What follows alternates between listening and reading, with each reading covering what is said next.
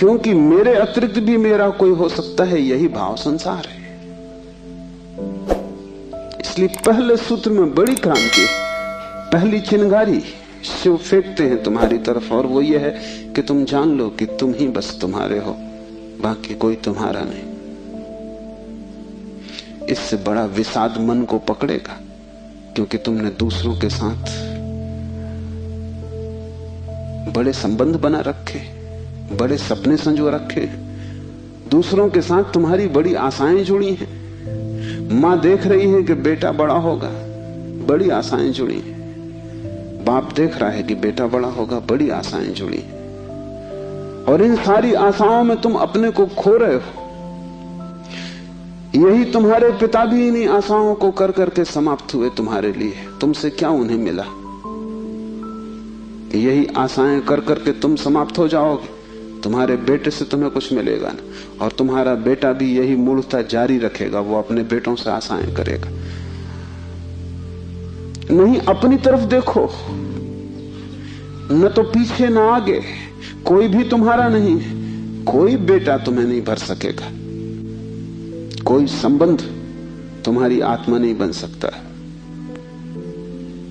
तुम्हारे अतिरिक्त तुम्हारा कोई मित्र नहीं है। लेकिन तब बड़ा डर लगता है, क्योंकि लगता है कि तुम अकेले हो गए। और आदमी इतना भयभीत है कि गली से गुजरता है अकेले में तो भी जोर से गीत गाने लगता है। अपनी ही आवाज सुन के लगता है कि अकेला नहीं। तुम अपनी ही आवाज सुन रहे हो। बाप जब बेटे में अपने सपने रचा रहा है तो बेटे की कोई सहमति नहीं है। ये बाप खुद ही अकेले में सीटी बजा रहा है। इसलिए दुखी होगा कल, क्योंकि इसने जिंदगी भर सपने रचाए और ये सोचता है कि बेटा भी यही सपने देख रहा है। ये गलती में, बेटा अपने सपने देखेगा, तुम अपने सपने देख रहे हो। तुम्हारे बाप ने अपने सपने देखे थे, ये कहीं मिलते नहीं। हर बाप दुखी मरता है। क्या कारण होगा? क्योंकि जो जो सपने वो बांधता है वो सभी सपने बिखर जाते हैं। हर आदमी अपने सपने देखने को यहां है, तुम्हारे सपने देखने को नहीं। और तुम्हें अगर चाहिए कि एक आत्म स्थिति उपलब्ध हो जाए, एक तृप्ति मिले, तो तुम सपने किसी और के साथ मत बांधना, अन्यथा तुम भटकोगे। संसार का इतना ही अर्थ है कि तुमने अपने सपनों की नाव दूसरों के साथ बांध रखी। संन्यास का अर्थ है कि तुम जाग गए और तुमने एक बात स्वीकार कर ली, कितनी ही कष्टकर हो, कितनी ही दुखपूर्ण मालूम पड़े प्रथम, और कितना ही संघातक पीड़ा अनुभव हो, कि तुम अकेले हो। सब संग साथ झूठा है। इसका यह अर्थ नहीं कि तुम भाग जाओ हिमालय, क्योंकि जो हिमालय की तरफ भाग रहा है उसे अभी संग साथ सार्थक है, झूठा नहीं हुआ। क्योंकि जो चीज झूठ हो गई उससे भागने में भी कोई सार्थकता नहीं। कोई भी सुबह जाग के भागता तो नहीं कि सपना झूठा है, भागूं इस घर से। सपना झूठा हो गया, बात खत्म हो गई, उसमें भागना क्या है? लेकिन एक आदमी है जो भाग रहा है पत्नी से, बच्चों से। इसका भागना बताता है, इसने सुन लिया होगा कि सपना झूठा है, लेकिन अभी इसे खुद पता नहीं चला। कल तक ये पत्नी की तरफ भागता था, पत्नी की तरफ पीठ करके भागता है, लेकिन दोनों ही अर्थों में पत्नी सार्थक थी।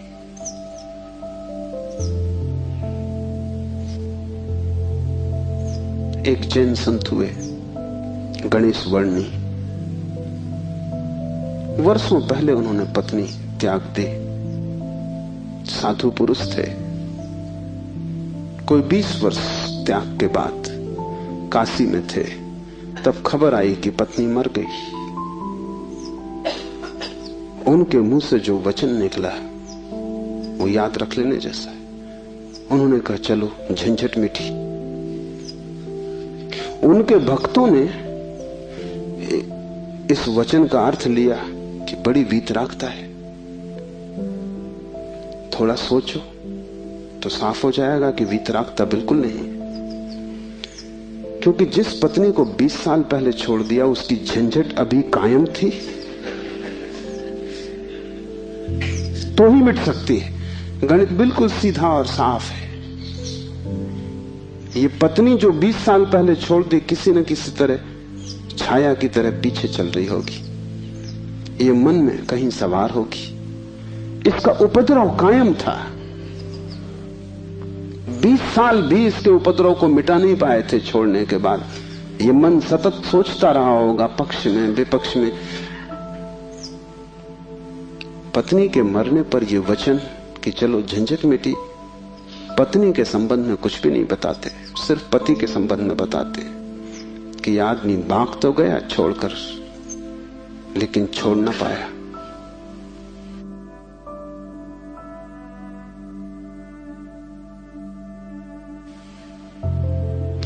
और गणेश वर्णी साधु पुरुष थे, इसलिए थोड़ा सोच लेना, साधु पुरुष भी बड़ी भ्रांति में रह सकते।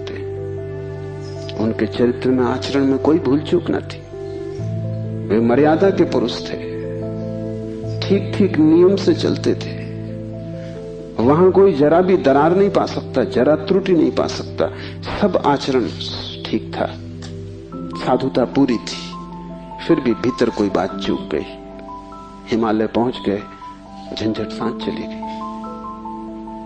फिर दूसरी बात भी समझ लेने जैसी है, और वो ये कि अगर पत्नी के मरने पर पहला ख्याल ही आया कि झंझट मिटी, तो कहीं जाने अनजाने अचेतन में पत्नी की मृत्यु की आकांक्षा भी छिपी रही होगी। वो जरा गहरा किसी तल पर पत्नी मिट जाए, न हो, समाप्त हो जाए, ये तो हिंसा हो गई। लेकिन एक एक वचन भी अकारण नहीं आता, आसमान से नहीं आता। एक एक वचन भी भीतर से आता। और ऐसे क्षणों में जबकि पत्नी मर गई इसकी खबर आई हो, तुम ठीक ठीक अपने रोजमर्रा के व्यवसायी होश में नहीं होते हो। तब तुमसे जो बात निकलती है वो ज्यादा सही होती। घंटे भर बाद तुम्हें मौका मिल जाएगा, तुम खुद ही सोच समझ के लीप पोता कर लोगे। तुम फिर जो कहोगे वो बात झूठी हो जाएगी। लेकिन तत्क्षण उस क्षण में वर्णी चूक गए। वो जो 20 साल से उन्होंने चारों तरफ साधुता का व्यवस्था कर रखी थी, उस क्षण में भूल गए। जब वर्णी को ऐसा घट सकता है तो तुम्हें तो सहज ही घट सकता है। भागने से कुछ भी ना होगा, भागकर कोई भी कभी भाग नहीं पाया। लेकिन भक्त इसको न देख पाएंगे। उन्होंने तो वर्णी की कथा में इसको बड़े बहुमूल्य वचन की तरह संग्रहित किया है, ये सोच के कि देखो आदमी कैसा वीतराग है। तुम्हें पता भी नहीं हो सकता कि वीतरागता क्या है। तुम राग में जीते हो, तुम्हें विराग समझ में आता है। तुमसे जो विपरीत है वो समझ में आता है। तुम जानते हो कि तुम पत्नी को छोड़ के नहीं जा सकते, और ये आदमी छोड़ के चला गया। ये आदमी तुमसे बड़ा है, ये तुमसे विपरीत है, लेकिन तुमसे भिन्न नहीं। तुम पैर के बल खड़े हो, ये आदमी सिर के बल खड़ा है, लेकिन तुम्हारे मन में और इसके मन में रत्ती भर भी फर्क नहीं। खोज के देखो, तुम सभी सोचते हो कि पत्नी झंझट। तुम एक आध ऐसा पति पा सकते हो जो कहे पत्नी झंझट नहीं। पत्नी के सामने मत पूछना, एकांत में अकेले। मुल्ला नसरुद्दीन ने मुझे कहा है कि मैं भी कभी सुखी था, लेकिन ये मुझे पता ही तब चला जब मैंने विवाह कर लिया, और तब फिर बहुत देर हो चुकी थी। मैं भी कभी सुखी था, ये पता मुझे तब चला जब मैंने विवाह कर लिया, लेकिन तब तक तो बहुत देर हो चुकी थी। सुख हाथ से जा चुका था। पति को गहराई में पूछो तो ऐसा पति खोजना कठिन है जिसने कई बार पत्नी की हत्या करने का विचार न किया हो। सपने न देखे हो कि मार डाला पत्नी को, सुबह उठ के वो भी कहेगा कैसा बेहुदा सपना। लेकिन अचेतन आकांक्षा है। जिससे झंझट पैदा होती है उसे मिटा देने का मन सीधा तर्क है, लेकिन झंझट दूसरे से कभी पैदा होती ही नहीं। पत्नी में अगर कोई उपद्रव होता तो कौन तुम्हें रोकता था? तुम सब भाग गए होते हिमालय। उपद्रव पत्नी में नहीं है, क्योंकि तुम हिमालय जाके फिर पत्नी खोज लोगे। उपद्रव तुम्हारे भीतर है। तुम अकेले नहीं रह सकते, तुम्हें कोई दूसरा चाहिए। अकेले में तुम डरते हो, कोई दूसरा, तब तुम निश्चिंत मालूम पड़ते हो। क्यों? दूसरे की मौजूदगी से आश्वासन मिलता है। दुख में सुख में कोई साथी है, जीवन में मृत्यु में कोई साथी है। लेकिन अकेलापन स्वभाव है। और जिस व्यक्ति ने यह अनुभव कर लिया कि आत्मा ही बस मेरी है, उसने अपने अकेलेपन को अनुभव कर लिया। भागने की कोई भी जरूरत नहीं तो झंझट पीछे चली जाएगी। तुम जहां हो वहीं रहना। रत्ती भर भी बाहर कोई फर्क करने की आवश्यकता नहीं है, लेकिन भीतर तुम अकेले हो जाना। भीतर तुम कैवल्य को अनुभव करना कि मैं अकेला हूं, कोई संगी साथी नहीं। और ये तुम दोहराना मत, क्योंकि दोहराने की कोई जरूरत नहीं कि रोज सुबह बैठ के तुम दोहराओ कि मैं अकेला हूं, कोई संगी साथी नहीं। इससे कुछ भी ना होगा। ये दोहराना तो सिर्फ यही बताएगा कि तुम्हें अभी ख्याल नहीं हुआ। इसे समझना, ये तथ्य है कि तुम अकेले हो। समझने में अड़चन है, वही तपश्चर्या है। तप का अर्थ नहीं है कि तुम धूप में खड़े हो जाओ। आदमी को छोड़ के सभी पशु पक्षी धूप में खड़े, उनमें से कोई भी मोक्ष नहीं चला जा रहा है। और तप का अर्थ ये नहीं है कि तुम भूखे खड़े हो जाओ, अनशन कर लो, उपवास कर दो, क्योंकि आधी दुनिया वैसे ही भूखी मर रही है। कोई उपवास करके मोक्ष नहीं पहुंच जाता है। शरीर को गला दो, जला दो, उससे कुछ हल नहीं है। वो सिर्फ आत्महिंसा है और महानतम पाप है। और सिर्फ मूढ़ उस पाप में उतरते हैं। जिन्हें थोड़ा भी बोध है वो ऐसी नासमझियां ना करेंगे। दूसरे को भूखा मारना अगर गलत है तो खुद को भूखा मारना सही कैसे हो सकता है? दूसरे को सताना अगर हिंसा है तो खुद को सताना अहिंसा कैसे हो सकती है? सताने में हिंसा है, किसको तुम सताते हो इससे क्या फर्क पड़ता है? जो हिम्मतवर है वो दूसरे को सताते हैं, जो कमजोर है वो खुद को सताते हैं। क्योंकि दूसरे को सताने में एक खतरा है, दूसरा बदला लेगा। खुद को सताने में वो खतरा भी नहीं है, कौन बदला लेगा? कमजोर अपने को सताते हैं। तुमने कभी ख्याल किया, अगर पुरुष नाराज हो जाए तो वो पत्नी को पीटता, अगर पत्नी नाराज हो वो खुद को पीटती। ये जो पत्नी है ये साधुओं का प्रतीक है। कमजोर अपने को पीट लेता, क्या करे? ताकतवर दूसरे को पीटता है, क्योंकि उसमें खतरा तो है ही कि दूसरा क्या करेगा कौन जाने। कमजोर आत्महिंसक हो जाता है और ताकतवर परहिंसक होता है। और धार्मिक वो है जो अहिंसक, न वो दूसरे को सताता है न खुद को सताता है। सताने की बात ही व्यर्थ है। तपश्चर्या का अर्थ है कि तुमने ये सत्य स्वीकार कर लिया कि तुम अकेले हो, कोई उपाय नहीं है संगी साथी का। तुम कितना ही चाहो, कितनी ही आंखें बंद करो, सपने देखो, तुम अकेले ही रहोगे। जन्मों जन्मों से तुमने घर बसाए, परिवार बसाए, मिटाए, लेकिन तुम अकेले ही रहे हो। तुम्हारे अकेलेपन में रत्ती भर फर्क नहीं पड़ता। जिसने ये जान लिया, स्वीकार कर लिया कि मैं अकेला हूं, उसके लिए इंगित है इस सूत्र में चैतन्य आत्मा है, वही तुम्हारा और कोई तुम्हारा नहीं। और दूसरी बात इस सूत्र में है, वो है चैतन्य। आत्मा कोई सिद्धांत नहीं है कि तुम शास्त्र में पढ़ो और मान लो। आत्मा कोई जैसे गुरुत्वाकर्षण का सिद्धांत है, ऐसा कोई सिद्धांत नहीं है। आत्मा एक अनुभव है, सिद्धांत नहीं। और अनुभव है चैतन्य की तीव्रता का। इसलिए तुम जितने चैतन्य होते जाओगे उतनी ही तुम्हें आत्मा का पता चलेगा। तुम जितने बेहोश होते चले जाओगे उतना ही तुम्हें अपना पता नहीं चलेगा, और तुम करीब करीब बेहोश हो।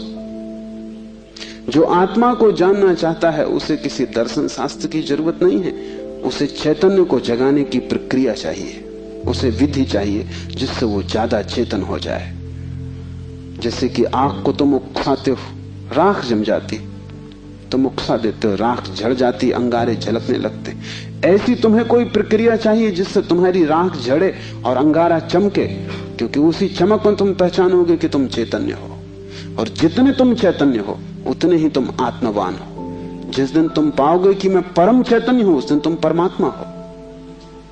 तुम्हारी चेतना की मात्रा ही तुम्हारी आत्मा की मात्रा होगी। लेकिन अभी तुम करीब करीब बेहोश हो, अभी करीब करीब तुम जैसे शराब पिए हो। अभी तुम चल रहे हो, उठ रहे हो, काम कर रहे हो, लेकिन जैसे नींद में। होश तुम्हें नहीं है। कभी तुमने ख्याल किया, किताब पढ़ते वक्त तुम पूरा पेज पढ़ जाते हो, तब तुम्हें ख्याल आता है, अरे मैं पूरा पेज पढ़ भी गया और एक शब्द याद नहीं। तुमने कैसे पढ़ा होगा पूरा पेज? तुम पढ़ सकते हो सोए सोए, मन कहीं और रहा होगा, तुम पढ़ गए, तब तुम्हें होश पता चला कि ये तो पूरा पेज व्यर्थ गया। तुम कई बार रास्ते से चलते हो, तुम पूरा रास्ता चल जाते हो, तब तुम्हें ख्याल आता है कि तुम चल रहे हो। तुम काम करते हो और तुम्हें पता नहीं चलता कि तुम कर रहे हो। तुम बेहोशी में जी रहे हो और चैतन्य आत्मा है, और तुम पूछते हो क्या आत्मा है? तुम चाहते हो कोई प्रमाण दे, तुम चाहते हो कोई सिद्ध करे, कोई तर्क से तुम्हें समझा दे तो तुम भी मान लो, नहीं तो तुम नास्तिक हो जाओगे। नास्तिकता बेहोशी का सहज परिणाम है, आस्तिकता होश का फल है। जितना तुम्हारा होश बढ़ेगा, तो जरूरत नहीं है कि तुम मानो कि आत्मा है, क्योंकि कई ना समझ मान रहे हैं, उससे कुछ हल नहीं होता। इस मुल्क में तो सभी मानते हैं कि आत्मा है, लेकिन इससे क्या फर्क पड़ता है? तुम्हारे जीवन में कोई क्रांति इससे आती नहीं। शायद तुम इसलिए मान लेते हो कि हजारों साल से दोहराया जा रहा है। सुनते सुनते तुम्हारे कान पक गए, सुनते सुनते तुम भूल ही गए हो कि संबंध में सोचना भी है। सुनते सुनते पुनरुक्ति से आदमी सम्मोहित हो जाता है। एक ही बात बार बार दोहराई चली जाए तो तुम भूल जाते हो कि वो संदिग्ध, संदेह किया जा सकता है, विचार किया जाता है। और फिर आत्मा है, इससे तुम्हें बड़ा संतोष भी मिलता है। शरीर मरेगा ये तुम्हें पता है, आत्मा नहीं मरेगी, इससे बड़ी हिम्मत बनती है। और आत्मा कभी नहीं मरेगी, अग्नि उसे जलाएगी नहीं, शस्त्र उसे छेदेंगे नहीं, मृत्यु उसका कुछ बिगाड़ ना सकेगी। इससे तुम्हें बड़ी सांत्वना मिलती, पर सांत्वना सत्य नहीं है। आत्मा को कोई न तो स्वीकार कर सकता है सिद्धांत की तरह, और न पुनरुक्ति की तरह कोई सम्मोहित हो सकता है। आत्मा को तो केवल वही लोग जान पाते हैं जो चैतन्य को बढ़ाते हैं। इस तरह जियो कि तुम पर राख इकट्ठी ना हो, इस तरह जियो कि तुम्हारे भीतर का अंगारा जलता रहे, प्रकाशित हो। इस तरह जियो कि प्रति क्षण तुम होश में रहो, बेहोश नहीं। मुल्ला नसरुद्दीन को बच्चा पैदा हुआ, पहला ही लड़का था। नसरुद्दीन बड़ा खुश हुआ, अपने खास मित्र को बुलाया, खुशी मनाने दोनों शराब घर में गए। क्योंकि तुम एक ही खुशी जानते हो, बेहोशी। ये बड़े मजे की बात है। शिव, बुद्ध, महावीर, वे सब चिल्ला चिल्ला के कहते हैं कि दुनिया में एक ही आनंद है, वो है होश। और तुम एक ही सुख जानते हो, वो है बेहोशी। या तो तुम ठीक हो या वो ठीक है, दोनों तो ठीक नहीं हो सकते। मुल्ला नसरुद्दीन सीधा शराब घर गया, बजाय अस्पताल जाने के पहले बेटे को देखता। उसने कहा कि पहले जरा आनंद कर ले, कितने दिनों का सपना पूरा हुआ। डट के दोनों पी गए। जब दोनों पी के पहुंचे अस्पताल और कांच की खिड़की में से बेटे को देखा तो मुल्ला रोने लगा। उसने अपने मित्र से कहा, पहली तो बात मेरे जैसा मालूम नहीं होता। अपना उन्हें पता नहीं है, अभी खुद की शक्ल भी वो पहचान ना सकेंगे, लेकिन मेरा जैसा नहीं मालूम होता। और दूसरी बात, बड़ा छोटा दिखाई पड़ता है। इतने छोटे बच्चे को लेके करेंगे भी क्या? ये बचेगा? मित्र ने कहा, मत घबराओ, जब मैं पैदा हुआ था तो मैं भी 3 ही पाउंड का था। नसरुद्दीन ने कहा, फिर तुम बचे?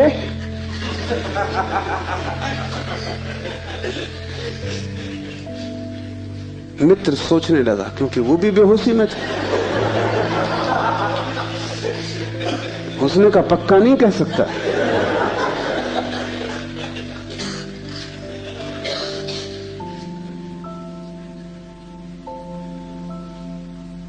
आदमी बेहोशी में है, उसके जीवन का सारा परिप्रेक्ष्य, उसकी सारी दृष्टि उसकी बेहोशी से भर जाती, सब धुआं धुआं हो जाता।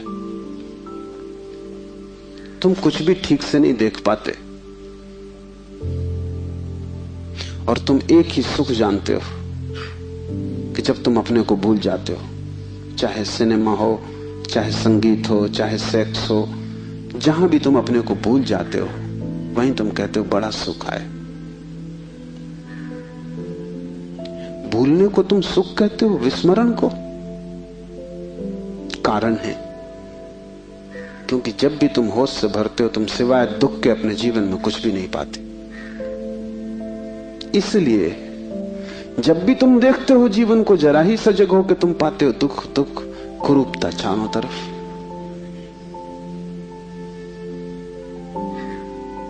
एक मेरे मित्र अविवाहित ही रह गए, उनसे मैंने पूछा कि क्या हुआ, कैसे चूक गए?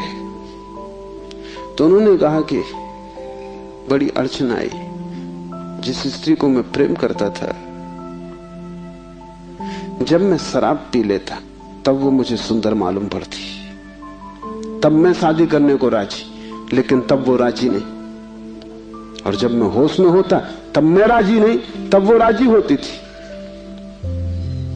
इसलिए चूक गए, कोई उपाय ना हुआ, मेल ना हो सका। तुम जब भी आंख खोल कर देखोगे सब तरफ कुरूपता और दुख पाओगे। जब तुम बेहोश होते हो तब सब ठीक लगता है। इसलिए तुम्हें तकलीफ मालूम पड़ती, चैतन्य आत्मा असंभव। इसलिए दुख से गुजरना होगा।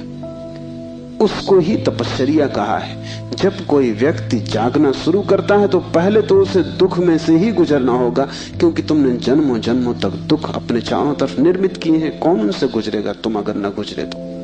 इसको हमने कर्म कहा है। कर्म का कुल इतना ही अर्थ है कि जन्मों जन्मों तक हमने चारों तरफ दुख निर्मित किए, जाने अनजाने हमने दुख की फसल बोई है, काटेगा कौन?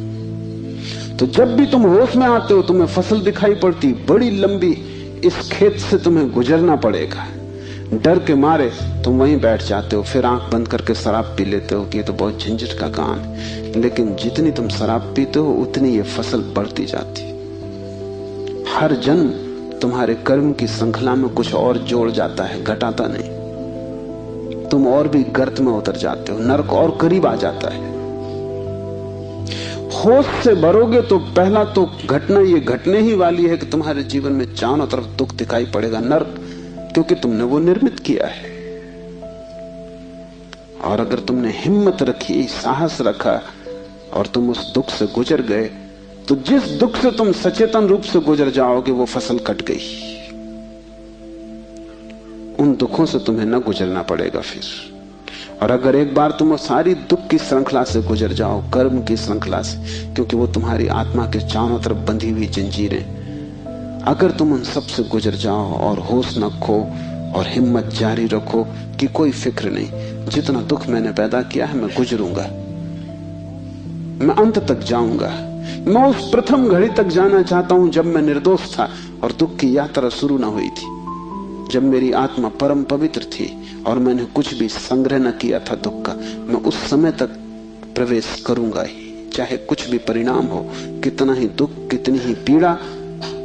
अगर तुमने इतना साहस रखा तो आज नहीं कल दुख से पार होकर तुम उस जगह पहुंच जाओगे जहां शिव का सूत्र तुम्हें समझ में आएगा, चैतन्य आत्मा है। और एक बार तुम अपने भीतर के चैतन्य में प्रतिष्ठित हो जाओ, फिर तुमसे कोई दुख पैदा नहीं होता, क्योंकि बेहोश आदमी अपने चारों तरफ दुख पैदा करता है। तुमने देखा है शराबी को चलते हुए रास्ते पर वो कैसा डगमगाता है? ऐसी तुम्हारी जिंदगी है, कहीं पैर रखते हो कहीं पड़ता है, कहीं जाना चाहते हो कहीं पहुंच जाते हो, कुछ करना चाहा था कुछ और ही हो जाता है, कुछ कहने निकले थे कुछ और ही कह के घर लौट आते हो। इसे तुम रोज देख रहे हो, फिर भी तुम समझ नहीं पाते कि क्यों हो रहा है। तुम गए थे किसी से क्षमा मांगने और झगड़ा करके वापस आ गए। होश में हो तुम बात प्रेम की कर रहे थे, दुश्मनी हो गई।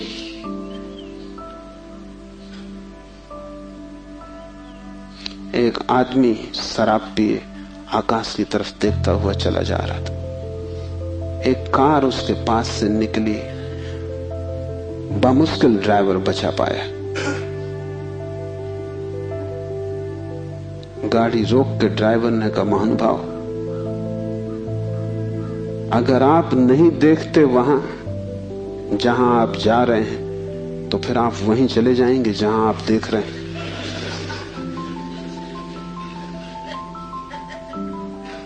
और हम सब, हमें कुछ पता भी नहीं कि हम कहां जा रहे हैं, क्यों जा रहे हैं, कहां देख रहे हैं, क्यों देख रहे हैं, चले जा रहे हैं। क्योंकि एक बेचैनी है भीतर जो बैठने भी नहीं देती, एक शक्ति है भीतर जो चलाए चली जाती है। फिर हम जो भी करते वो सब के उल्टे परिणाम आते हैं। लोग मेरे पास आते हैं, वो कहते हैं हमने बदी तो कभी की नहीं, नेकी की और फल बदी मिल रहा है। ऐसा हो नहीं सकता कि तुम नेकी करो फल में बदी मिले। ऐसा हो नहीं सकता कि तुम आम के बीज बो और नीम के फल लगे। ऐसा हो नहीं सकता। इतना ही हो सकता है कि तुम ऐसे बेहोशी में बोए होगे, बोए तुमने नीम के ही फल, तुम होश में न थे, क्योंकि वृक्ष थोड़ी झूठ बोलेगा। तुम ही कहीं बोते वक्त भूल में पड़े होगे। तुम जब नेकी भी करते हो तब भी तुम्हारा नेकी करने का मन नहीं होता। तुम सच भी बोलते हो तो तुम दूसरे को चोट पहुंचाने के लिए सच बोलते हो। तुम सच बोलते हो दूसरे के अपमान के लिए। तुम सच बोलते हो जैसे तुम सच का उपयोग एक घातक हथियार की तरह कर रहे हो। तुम्हारे सत्व कड़वे होते, सत्य के कड़वे होने की कोई भी जरूरत नहीं, लेकिन मजा तुम्हें कड़वेपन में है, सत्य में तुम्हें मजा भी नहीं है। तुम्हारा झूठ सदा मीठा होता है, तुम्हारा सत्य सदा कड़वा होता है। बात क्या है? क्या कड़वापन सत्य का स्वभाव है? क्या मिठास झूठ का हिस्सा है? नहीं। झूठ को तुम चलाना चाहते हो, तुम उसे मीठा बनाते हो, क्योंकि अगर वो मीठा ना होगा तो चलेगा नहीं। एक तो झूठ चलना मुश्किल, मिठास के सहारे ही चलेगा। जैसे कड़वी दवा की गोली पर हम मीठी परत चढ़ा देते, बच्चा मीठी गोली समझ के खा लेता है, और जब तक कड़वेपन का पता चलता है तब तक गोली भीतर जा चुकी है।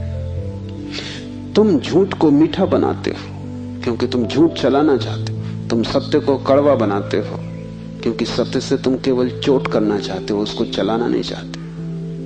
तुम सत्य बोलते ही तब हो जब तुम सत्य का इस तरह उपयोग कर सको कि वो झूठ से बदतर साबित हो, तभी तुम बोलते हो। तुम बेहोश हो, तुम्हारे कृत्यों का तुम्हें कुछ पता नहीं है कि तुम क्या कर रहे हो। इसे थोड़ा होशपूर्वक देखना शुरू करो। जो तुम बोलना चाहते हो वही बोले या तुम कुछ और बोल गए?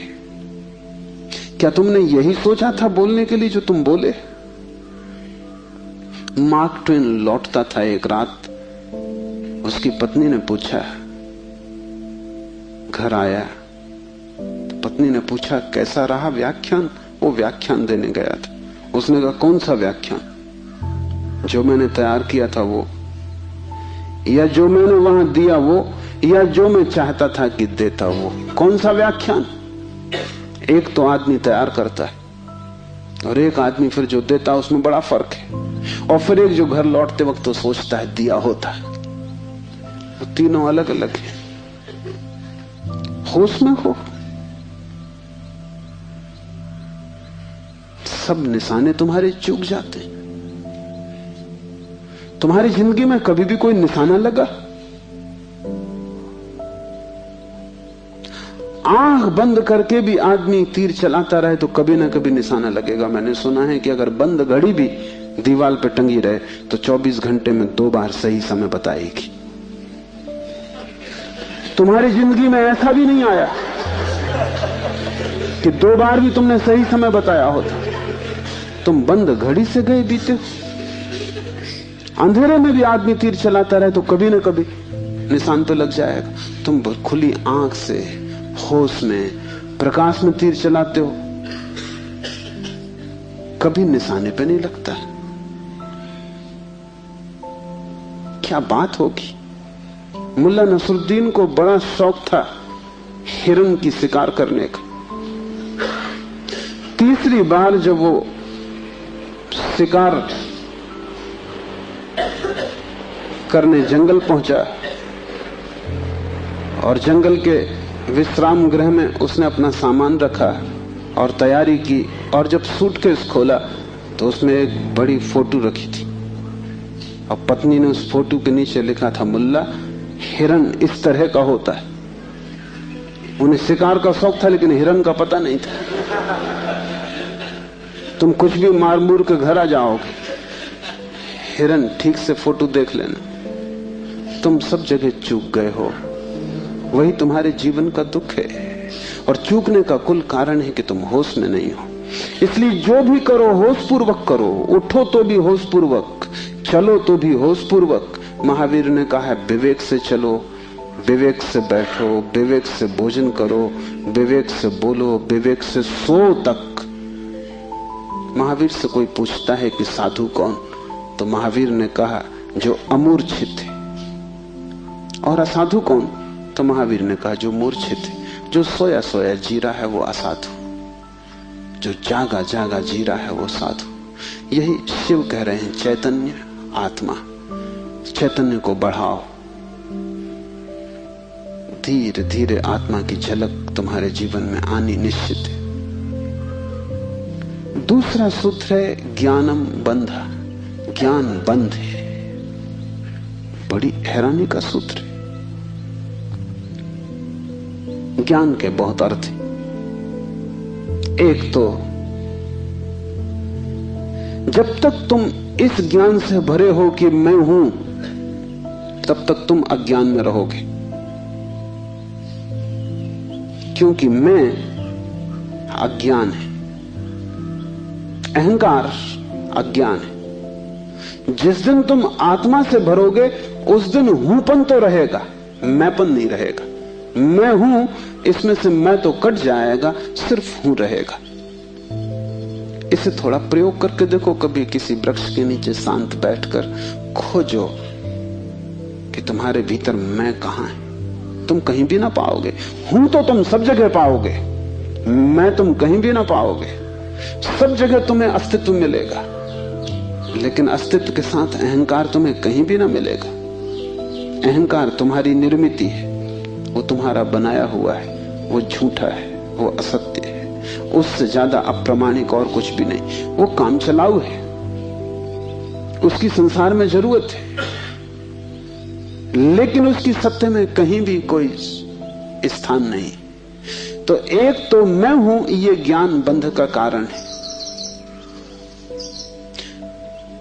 मेरा बोध, हूपन का बोध नहीं। हूपन का बोध तो शुद्ध है, उसमें कोई सीमा नहीं है। जब तुम कहते हो हूं, तो तुम्हारे हूं में और वृक्ष के हूं में कोई फर्क होगा? तुम्हारे हूं में और मेरे हूं में कोई फर्क होगा? जब तुम सिर्फ हो तो नदियां, पहाड़, वृक्ष सभी एक हो गए। जैसे ही मैंने कहा मैं, वैसे ही मैं अलग हुआ। जैसे ही मैंने कहा मैं, वैसे ही तुम टूट गए, पर हो गए, अस्तित्व से मैं पृथक हो गया। हूपन ब्रह्म है और मैं मनुष्य की अज्ञान दशा है। जब तुम जानते हो कि सिर्फ हूं, तब तुम्हारे भीतर केंद्र नहीं होता, तब सारा अस्तित्व एक हो जाता है। तब तुम उस लहर की तरह हो जो सागर में खो गई। अभी तुम उस लहर की तरह हो जो जम के बर्फ हो गई, सागर से टूट गई। ज्ञानम बंधा, पहला तो ज्ञान बंध है, इस बात का ज्ञान कि मैं हूं। दूसरा ज्ञान बंध है वो सब ज्ञान जो तुम बाहर से इकट्ठा कर लिए हो, जो तुमने शास्त्रों से चुराया है, जो तुमने सद्गुरुओं से उधार लिया है, जो तुम्हारी स्मृति है, वो सब बंधन है। उससे तुम्हें मुक्ति ना मिलेगी। इसलिए तुम पंडित से ज्यादा बंधा हुआ आदमी ना पाओगे। मेरे पास सब तरह के लोग आते, सब तरह के मरीज, उसमें पंडित से ज्यादा कैंसर ग्रस्त कोई भी नहीं। उसका इलाज नहीं, वो ला इलाज है।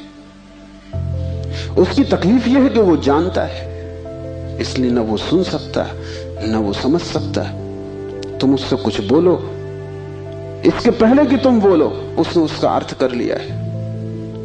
इसके पहले कि वो तुम्हें सुने उसने व्याख्या निकाल ली। शब्दों से भरा हुआ चित्त जानने में असमर्थ हो जाता है। वो इतना ज्यादा जानता है बिना कुछ जाने, क्योंकि सब जाना हुआ उधार है। शास्त्र से अगर ज्ञान मिलता होता तो सभी के पास शास्त्र है, ज्ञान सभी को मिल गया होता। ज्ञान तो तब मिलता है जब कोई निशब्द हो जाता है, जब वो सभी शास्त्रों को विसर्जित कर देता है, जब वो उस सब ज्ञान को जो दूसरों से मिला है वापस लौटा देता है जगत को, जब वो उसे खोजता है जो मेरा मूल अस्तित्व है, जो मुझे दूसरे से नहीं मिला। इसे थोड़ा समझो, तुम्हारा शरीर तुम्हें मां और पिता से मिला है। तुम्हारे शरीर में तुम्हारा कुछ भी नहीं है। आधा तुम्हारी मां का दान है, आधे तुम्हारे पिता का दान है। फिर तुम्हारा शरीर तुम्हें भोजन से मिला है, वो जो रोज तुम भोजन कर रहे हो। 5 तत्वों से मिला है, वायु है, अग्नि है, 5 तत्व हैं, उनसे तुम्हें मिला है। इसमें तुम्हारा कुछ भी नहीं है। लेकिन तुम्हारी चेतना तुम्हें 5 तत्वों में से किसी से भी नहीं मिली है। तुम्हारी चेतना तुम्हें मां और पिता से भी नहीं मिली है। तुम जो जो जानते हो वो तुमने स्कूल विश्वविद्यालय से सीखा है, शास्त्रों से सुना है, गुरुओं से पाया है। वो तुम्हारे शरीर का हिस्सा है, तुम्हारी आत्मा का नहीं। तुम्हारी आत्मा तो वही है जो तुम्हें किसी से भी नहीं मिली। जब तक तुम उस शुद्ध तत्व को न खोज लोगे जो निपट तुम्हारा है, जो तुम्हें किसी से भी नहीं मिला है, न माँ ने दिया, न पिता ने, न समाज ने, न गुरु ने, न शास्त्र ने, वही तुम्हारा स्वभाव है। ज्ञान बंद है क्योंकि वो तुम्हें इस स्वभाव तक न पहुंचने देगा। ज्ञान ने ही तुम्हें बांटा है। तुम कहते हो मैं हिंदू, तुमने कभी सोचा कि तुम हिंदू क्यों हो? तुम कहते हो मैं मुसलमान, तुमने कभी विचारा कि तुम मुसलमान क्यों हो? हिंदू और मुसलमान में फर्क क्या है? क्या उनका खून निकाल के कोई डॉक्टर परीक्षा करके बता सकता है कि हिंदू का खून है, ये मुसलमान का खून है?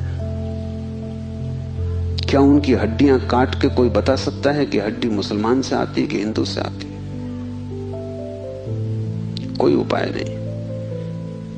शरीर की जांच से कुछ भी पता न चलेगा, क्योंकि दोनों के शरीर 5 तत्वों से बनते हैं। लेकिन अगर उनकी खोपड़ी की जांच करो तो पता चल जाएगा कि कौन हिंदू है कौन मुसलमान है, क्योंकि दोनों के शास्त्र अलग, दोनों के सिद्धांत अलग, दोनों के शब्द अलग। शब्दों का भेद है तुम्हारे बीच। तुम हिंदू हो क्योंकि तुम्हें एक तरह का ज्ञान मिला जिसका नाम हिंदू, दूसरा जैन है क्योंकि उसे दूसरे तरह का ज्ञान मिला जिसका नाम जैन। तुम्हारे बीच जितने फासले हैं, दीवालें हैं, वो ज्ञान की दीवालें, और सब ज्ञान उधार। तुम एक मुसलमान बच्चे को हिंदू के घर में रख दो, वो हिंदू की तरह बड़ा होगा। वो ब्राह्मण की तरह जनेऊ धारण करेगा, वो उपनिषद और वेद के वचन उद्धृत करेगा। और तुम एक हिंदू के बच्चे को मुसलमान के घर रख दो, वो कुरान की आयत दोहराएगा।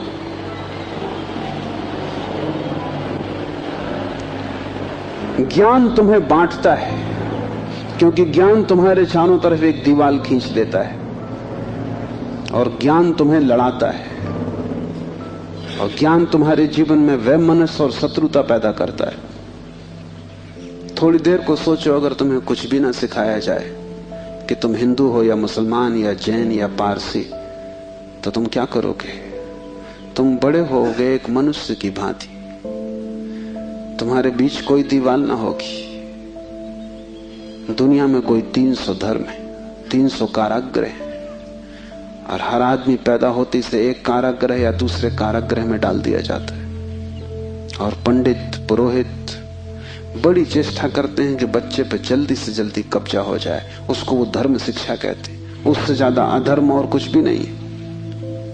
वो उसको धर्म शिक्षा कहते हैं। 7 साल के पहले बच्चे को पकड़ लें, क्योंकि 7 साल का बच्चा अगर बड़ा हो गया तो फिर पकड़ना रोज रोज मुश्किल होता जाएगा। और बच्चे को अगर थोड़ा भी बोध आ गया तो फिर वो सवाल उठाने लगेगा, और सवालों का जवाब पंडितों के पास बिल्कुल नहीं है। पंडित सिर्फ मूढ़ों को तृप्त कर पाते हैं। जितनी कम बुद्धि का आदमी हो, पंडित से उतनी जल्दी तृप्त हो जाता है। वो एक प्रश्न पूछता, उत्तर मिल जाता है। तुम जाते हो पंडित से पूछते हो संसार को किसने बनाया, वो कहता भगवान ने। तुम प्रसन्न घर लौट आते हो बिना पूछे कि भगवान को किसने बनाया। अगर तुम दूसरा प्रश्न पूछते, पंडित नाराज हो जाता, क्योंकि उसका उसे भी पता नहीं, किताब में वो लिखा नहीं। और फिर झंझट की बात है, परमात्मा को किसने बनाया। फिर तुम पूछते ही चले जाओगे, वो कोई भी जवाब दे, तुम पूछोगे उसको किसने बनाया। अगर गौर से देखो तो तुम्हारे पहले सवाल का जवाब दिया नहीं गया है। पंडित ने तुम्हें सिर्फ संतुष्ट कर दिया क्योंकि तुम बहुत बुद्धिमान नहीं।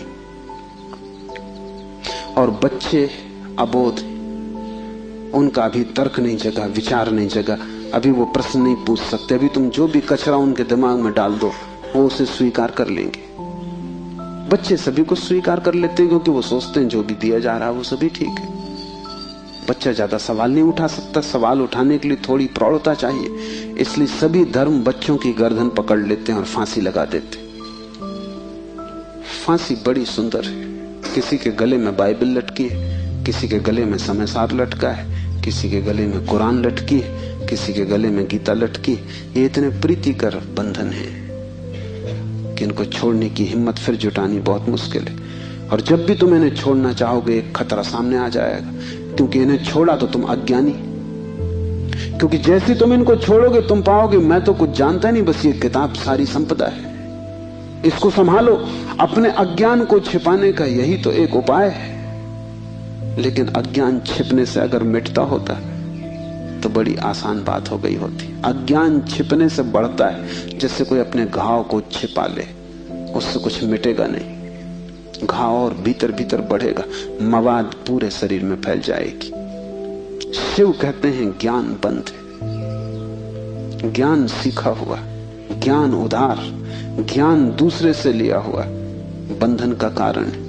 तुम उस सब को छोड़ देना जो दूसरे से मिला है। तुम उसकी तलाश करना जो तुम्हें किसी से भी नहीं मिला। तुम उसकी खोज में निकलना, उस चेहरे की खोज में जो तुम्हारा है। तुम्हारे भीतर छिपा हुआ एक झरना है चैतन्य का, जो तुम्हें किसी से भी नहीं मिला, जो तुम्हारा स्वभाव है, जो तुम्हारी निज संपदा है, है, निजत्व है, वही तुम्हारी आत्मा है। तीसरा सूत्र है योनि वर्ग और कला शरीर है। योनि से अर्थ है प्रकृति, इसलिए हम स्त्री को प्रकृति कहते हैं। स्त्री शरीर देती है, वो प्रकृति की प्रतीक है। और कला का अर्थ है कर्ता का भाव। एक ही कला है, वो कला है संसार में उतरने की कला, और वो है कर्ता का भाव। इन दो चीजों से मिलकर तुम्हारा शरीर निर्मित होता है। तुम्हारे कर्ता का भाव, तुम्हारा अहंकार, और प्रकृति से मिला हुआ शरीर। अगर तुम्हारे भीतर कर्ता का भाव है तो तुम्हें योग्य शरीर प्रकृति देती चली जाएगी। इसी तरह तुम बार बार जन्मे हो।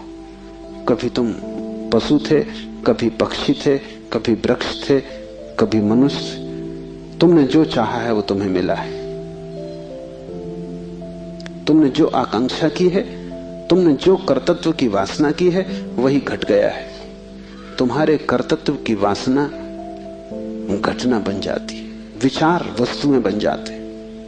इसलिए बहुत सोच विचार के वासना करना, क्योंकि सभी वासनाएं पूरी हो जाती देर अबेर।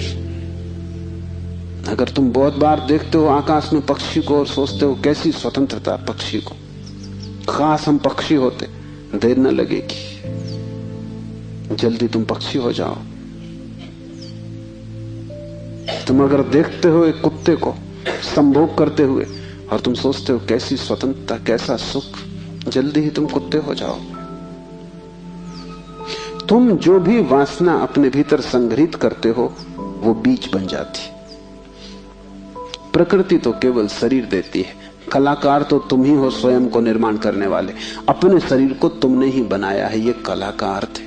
कोई तुम्हें शरीर नहीं दे रहा है, तुम्हारी वासना ही निर्मित करती है। तुमने कभी ख्याल किया, रात तुम सोते हो तो आखिरी जो विचार होता है सोते समय, वही सुबह उठते वक्त पहला विचार होगा। रात भर तुम सोए रहे, वो बीज की तरह विचार भीतर पड़ा रहा, जो अंतिम था वो सुबह प्रथम होगा। तुम मरोगे इस शरीर से, आखिरी मरते क्षण में तुम्हारे सारे जीवन की वासना संग्रहित होकर बीज बन जाएगी। वही बीज नया गर्भ बन जाएगा।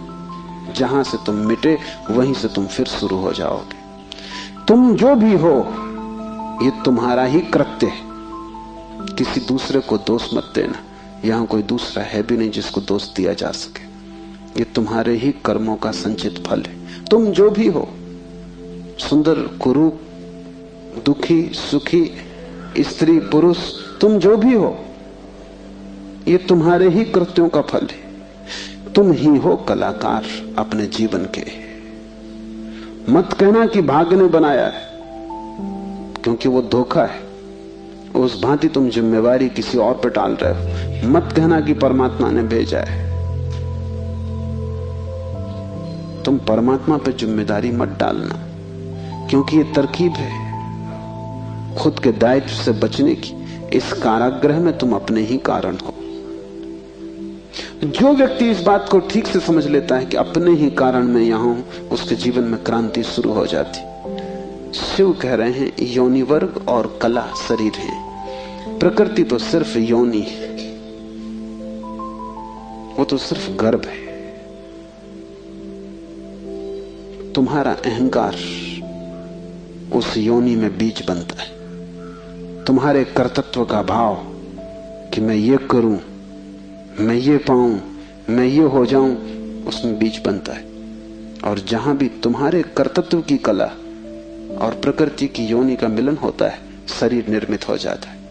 इसलिए बुद्ध पुरुष कहते हैं सभी वासनाओं को छोड़ दो, तभी तुम मुक्त हो सकोगे। तुमने अगर स्वर्ग की वासना की तो तुम देवता हो जाओगे, लेकिन वो भी मुक्ति ना होगी, क्योंकि वासनाओं से कभी भी अशरीर की स्थिति पैदा नहीं होती। सभी वासनाओं से शरीर निर्मित होते हैं। जब तक तुम निर्वासना को उपलब्ध नहीं हो, जब तक तृष्णा तुमने पूरी ही नहीं छोड़ दी, तब तक तुम नए शरीरों में भटकते रहोगे। और शरीर के ढंग अलग हों, शरीर की मौलिक स्थिति एक ही जैसी है। शरीर के दुख समान है, चाहे पक्षी का शरीर हो चाहे आदमी का शरीर हो, दुखों में कोई भेद नहीं है। क्योंकि मौलिक दुख है आत्मा का शरीर में बंध जाना। मौलिक दुख है कारागृह में प्रविष्ट हो जाना। फिर कारागृह की दीवारें वर्तुलाकार हैं कि त्रिकोण हैं कि चौकोन हैं, उससे कोई हल नहीं होता, उससे कुछ फर्क नहीं पड़ता है। तुम भला सोचते हो फर्क पड़ता है। एक मेरे मित्र हैं, ड्राइंग के शिक्षक हैं, उन्हें जेल हो गई। लौटे 3 साल बाद तो मैंने उनसे पूछा कैसे रहे दिन, कैसे कटे दिन। उन्होंने कहा और तो सब ठीक था, लेकिन मेरी कोठरी के कोने 90 कोण के नहीं थे। वो ड्राइंग के शिक्षक हैं, उनकी बुद्धि वो 90 कोण के नहीं थे कोठरी के कोने। उनकी असली तकलीफ 3 साल यही रही, क्योंकि उसी कोठरी में रहना और बार बार देखना वो कोना, वो 90 कोण का नहीं। तो जो बात उन्होंने मुझसे कही वो ये कि तो और तो सब ठीक था, बाकी कुछ अड़चन ना थी, लेकिन कोने ठीक 90 के नहीं थे। कोने 90 के हों कि 90 के ना हो, इससे क्या बुनियादी फर्क पड़ेगा। कारागृह कारागृह, पक्षी का शरीर के आदमी का बहुत फर्क नहीं पड़ता। बंद तुम हो गए वही दुख है, बंध गए तुम वही दुख है। वासना बांधती है, वासना है रज्जु जिससे हम बंधते हैं। और ध्यान रखना, तुम्हारे अतिरिक्त और कोई जिम्मेवार नहीं है। उद्धमो भैरवा, चौथा सूत्र है उद्धम ही भैरव है। उद्धम उस आध्यात्मिक प्रयास को कहते हैं जिससे तुम इस कारागृह के बाहर होने की चेष्टा करते हो। वो भैरव शब्द पारिभाषिक है। भा का अर्थ है भरण, रा का अर्थ है रवण, वा का अर्थ है वमन। भरण का अर्थ है धारण, रवण का अर्थ है संहार और वमन का अर्थ है फैलाना। भैरव का अर्थ है ब्रह्म, जो धारण किए है, जो संभाले है, जिसमें हम पैदा होंगे और जिसमें हम मिटेंगे, जो विस्तार है और जो ही संकोच बनेगा, जो सृष्टि का उद्भव है और जिसमें प्रलय होगा। मूल अस्तित्व का नाम भैरव है। शिव कहते हैं उद्धम ही भैरव है। और जिस दिन भी तुमने आध्यात्मिक जीवन की चेष्टा शुरू की, तुम भैरव होने लगे, तुम परमात्मा के साथ एक होने लगे। तुम्हारी चेष्टा की पहली किरण और तुमने सूरज की तरफ यात्रा शुरू कर दी। पहला ख्याल तुम्हारे भीतर मुक्त होने का, और ज्यादा दूर नहीं है मंजिल, क्योंकि पहला कदम करीब करीब आधी यात्रा है। उद्धम भैरव है। पाओगे देर लगेगी, मंजिल पहुंचने में समय लगेगा, लेकिन तुमने चेष्टा शुरू की और तुम्हारे भीतर बीज आरोपित हो गया कि मैं उठूं इस कारागृह के बाहर, मैं जाऊं शरीर से मुक्त हूं, मैं हटूं वासना से, मैं अब और बीज न बोऊं इस संसार को बढ़ाने के, मैं और जन्मों की आकांक्षा न करूं। तुम्हारे भीतर जैसे ही ये भाव सघन होना शुरू हुआ कि अब मैं मूर्छा को तोड़ूं और चैतन्य बनूं, वैसे ही तुम भैरव होने लगे, वैसे ही तुम ब्रह्म के साथ एक होने लगे। क्योंकि वस्तुतः तो तुम एक हो ही, सिर्फ तुम्हें स्मरण आ जाए। मूलतः तो तुम एक हो ही, तुम उसी सागर के झरने हो, तुम उसी सूरज की किरण हो, तुम उसी महाआकाश के एक छोटे से खंड हो। पर तुम्हें स्मरण आना शुरू हो जाए और दीवारें विसर्जित होने लगे तो तुम उस महाआकाश के साथ एक हो जाओगे। उद्धम भैरव है। बड़ी सघन चेष्टा करनी जरूरी है, क्योंकि नींद गहरी है। तोड़ोगे सतत तो ही टूट पाएगी, आलस्य करोगे संभव नहीं होगा। आज तोड़ोगे कल फिर बना लोगे तो फिर भटकते रहोगे। एक हाथ से तोड़ोगे दूसरे से बनाते जाओगे तो श्रम व्यर्थ होगा। उद्यम का अर्थ है तुम्हारी पूरी चेष्टा संलग्न हो जाए। लोग मेरे पास आते हैं, वो कहते हैं हम करते हैं लेकिन कुछ हो नहीं रहा, और मैं उनकी शक्ल देखता हूं वो करते हैं ही नहीं, या ऐसा मरे मरे करते हैं जैसे मक्खियां उड़ा रहे हैं। उनके करने में कोई प्राण नहीं है, इसलिए नहीं होता। लेकिन वो आते ऐसे हैं जैसे कि वो परमात्मा पे कोई बड़ी कृपा कर रहे हैं कि करते हैं और नहीं हो रहा, तो शिकायत लेके आए कि कहीं कुछ गड़बड़ हो रही, कहीं कोई अन्याय हो रहा है, कि दूसरों को हो रहा है हमें नहीं हो रहा। इस जगत में अन्याय होता ही नहीं। इस जगत में जो भी होता है न्याय है, क्योंकि यहां कोई आदमी नहीं बैठा है न्याय अन्याय करने को। जगत में तो नियम है, उन्हीं नियमों का नाम धर्म है।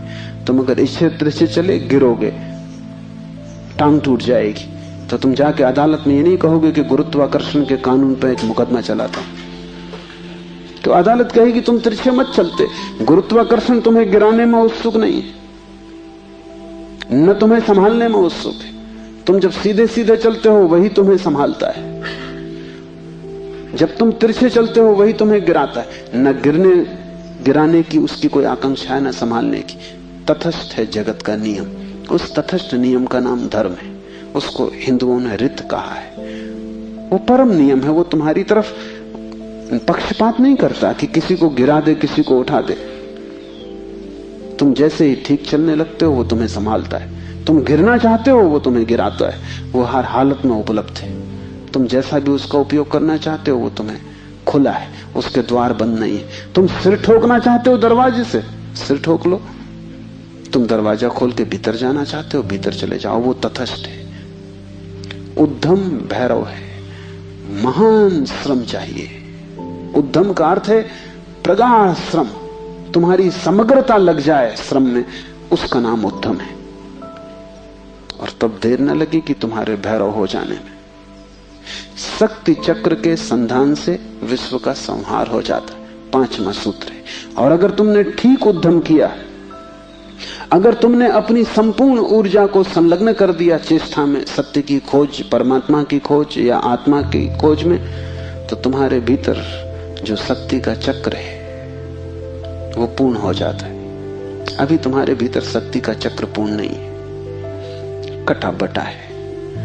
वैज्ञानिक कहते हैं कि बुद्धिमान से बुद्धिमान आदमी भी अपनी 15% से ज्यादा प्रतिभा का उपयोग नहीं करता। 85% प्रतिभा ऐसे ही सड़ जाती है। ये तो बुद्धिमान आदमी की बात है। बुद्धू का क्या हिसाब, वो तो शायद करते ही नहीं। हम अपने शरीर की भी ऊर्जा का पूरा उपयोग नहीं करते, 5% ज्यादा से ज्यादा।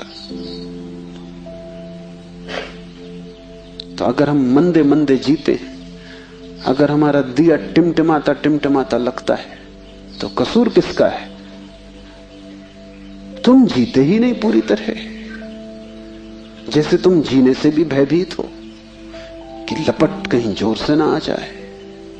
तुम डरे डरे हो, तुम कपते कपते जीते हो। तो फिर शक्ति का जो चक्र है तुम्हारे भीतर वो पूरा नहीं हो पाता। तो तुम्हारी गाड़ी ऐसे चलती है जैसे कभी कार को तुमने देखा हो, पेट्रोल कभी आता कभी नहीं आता, कभी कचरा आता, तो कार ऐसे चलती जैसे हिचकी खा रही हो। बस ऐसा तुम्हारा जीवन है, हिचकी खाते तुम चलते हो। जरा जरा सी शक्ति के खंड खंड आते, अखंड शक्ति नहीं हो पाती। जिस चीज में भी तुम अपनी पूरी शक्ति लगा दोगे, वो कोई भी हो चीज, अगर तुम चित्र बनाते हो और चित्रकार हो और तुमने अपनी पूरी शक्ति को चित्र बनाने में लगा दिया, पूरी कि रत्ती भर बाकी ना बची, तो तुम वहीं से मुक्त हो जाओगे, क्योंकि वही उद्यम पूर्ण होते ही भैरव हो जाता है। अगर तुम एक मूर्तिकार हो, तुमने सब कुछ मूर्ति में समाहित कर दिया कि मूर्ति बनाते समय तुम ना बचे, बस मूर्ति ही बची, तो शक्ति का चक्र पूरा हो जाता है। जब तुम पूरी शक्ति को निमज्जित करते हो किसी भी कृत्य में, वही ध्यान हो जाता है। भैरव निकट, मंदिर पास आ गया। 5वां सूत्र है, शक्ति चक्र के संधान से विश्व का संहार हो जाता है। और जब भी तुम्हारी शक्ति का चक्र पूरा होता है, टोटल, समग्र, अंश अंश नहीं पूर्ण, उसी क्षण तुम्हारे लिए विश्व समाप्त हो गया। तुम्हारे लिए फिर कोई संसार नहीं, तुम परमात्मा हो गए, तुम भैरव हो गए, तुम मुक्त हो। फिर तुम्हारे लिए न कोई बंधन है, न कोई शरीर है, न कोई संसार है। पूर्ण शक्ति का प्रयोग स्मरण रखना।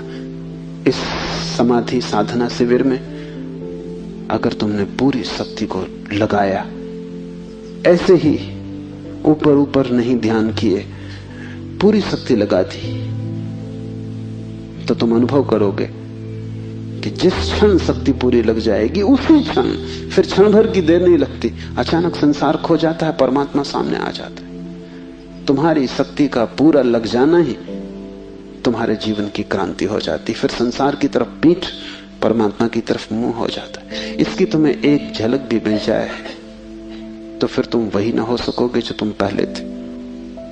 उसकी एक झलक काफी, फिर तुम्हारा जीवन उसी यात्रा में संलग्न हो जाए।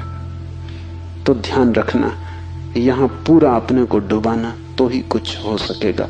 अगर तुमने थोड़ा भी अपने को बचाया तो तुम्हारा श्रम व्यर्थ है। जब तक श्रम उद्यम ना बन जाए, पूर्ण टोटल एफर्ट ना बन जाए, तब तक भैरव की उपलब्धि नहीं।